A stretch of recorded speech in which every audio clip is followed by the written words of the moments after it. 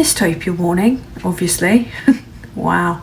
Welcome back to General Election Watch 2024, day 11. Frankly, it doesn't matter what day it is, does it? Things just keep getting worse for them and I'm loving it. Yeah, I'm eating it all up with a big spoon. Not a silver spoon, though.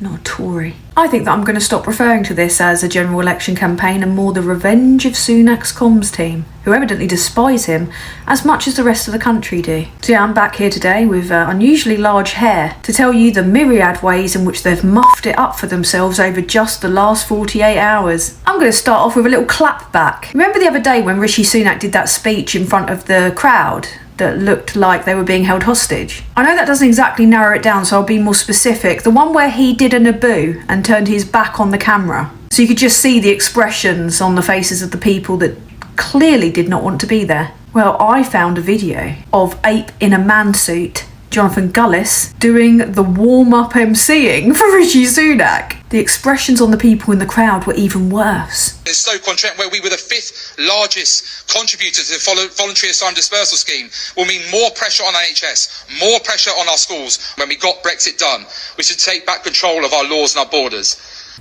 Wow.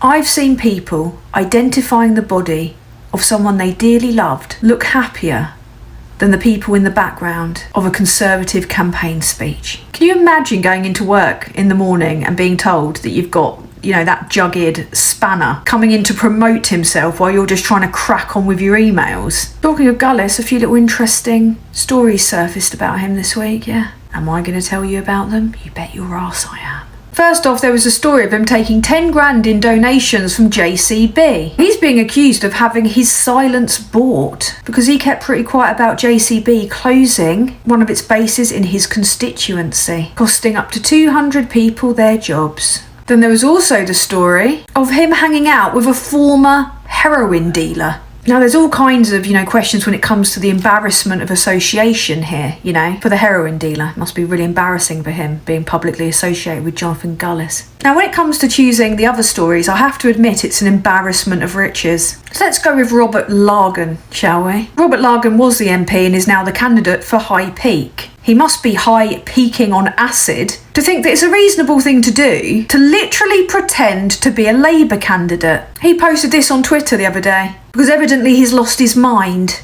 Yeah, but he's not just pretending to be a Labour MP. No, there's more to it than that. He's got form. He's previously also pretended to be a local paper. Tory MPs are doing this so frequently, it's being referred to as a trend. He's also making his leaflets look like Green Party leaflets. He's literally trying to con voters into voting for him by thinking that they're voting for somebody else. A bunch of people have been saying, oh, contact the Electoral Commission. There's no point. The Tories literally took over the Electoral Commission, when they were angered by the Electoral Commission investigating the finances of Vote Leave campaigners. This has since been referred to the police in Derbyshire. He's got a majority of 590, so to keep it short, bye Robert, you bellend. I'm going to do a brief diversion here and draw my attention to Darren Grimes. There's been a bit of controversy in the last week regarding whether or not Diane Abbott would be standing as an MP. Yeah, Labour pulled a proper blinder with the comms this week, didn't they? But Darren Grimes thought that it was appropriate to remark upon Diane Abbott's tremor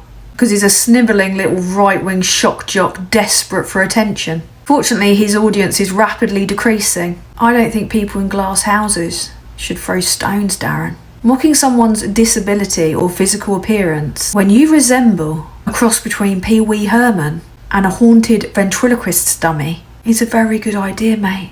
Christ. Brings back memories of visiting my granddad in the Chapel of Rest. Arguably one of the funniest moments of the last couple of days again relates to Rishi Sunak giving a speech. Sunak addressed staff at Supercat in Devon. It turned out that there was someone behind him in the crowd that didn't particularly like what he was talking about, and she showed it. It was written all over her face, and she was directly behind him in the eye line of the camera, okay?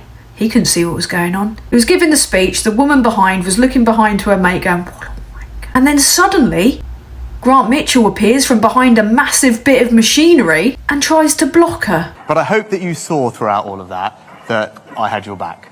Whether it was with the furlough scheme or the support that we provided with energy bills, I wanted to be there for all of you and your families, which hopefully will give you the confidence to think the future is better. And my simple pitch to you would be, we're making enormous progress now. Right? The economy has turned a corner. You remember how hard it's been for a few years. He failed to adequately block her from view the first time, and then he went out a second time. Not that it was any use whatsoever, because everyone had already seen it, and they'd seen them trying to cover it up. Next week they're sending Rishi Sunak to a dildo factory, yeah. Though there's really little point in Sunak trying to boost the dildo industry, because everybody knows nothing fucks you harder than a Conservative government. And nobody knows that more than young people. I want to see a video of Rishi Sunak getting ambushed by a young person that Sunak's trying to force into military service. I want to vote. I was just going to ask, why do you hate young people so much? You're making us go to the army, you're making us... No, you'll have a choice. You'll have a choice. I've volunteered all my life and then you will love it. You will love it. You'll love it,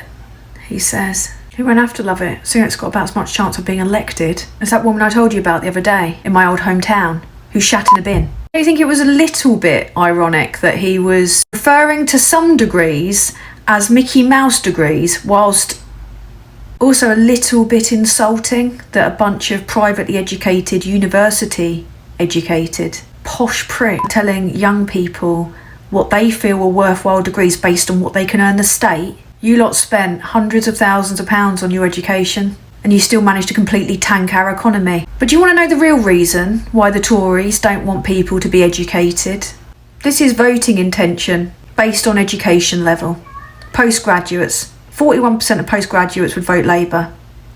Mind you, judging by recent polling, everyone's voting Labour. I don't have the recent polling figures to hand, but I think this is a pretty good summary of how things are going for the Conservative Party. In other news, Ian Dale, a man that I'm now referring to as Ian Fail, you know, the LBC presenter that gets all thin-skinned and ratty with any caller that challenges him. He announced he was standing and leaving LBC, then shortly after, he had to step down. Why? Because he was running in Tunbridge Wells, right? An old clip resurfaced of him on a podcast, saying that he would rather live somewhere else than Tunbridge Wells and he's never liked the place. And if you don't know Ian Dale from LBC, you might know him from the time that he wrestled a protester to the ground and received a caution for common assault. So you can see a protester being slightly wrestled by the blogger Ian Dale.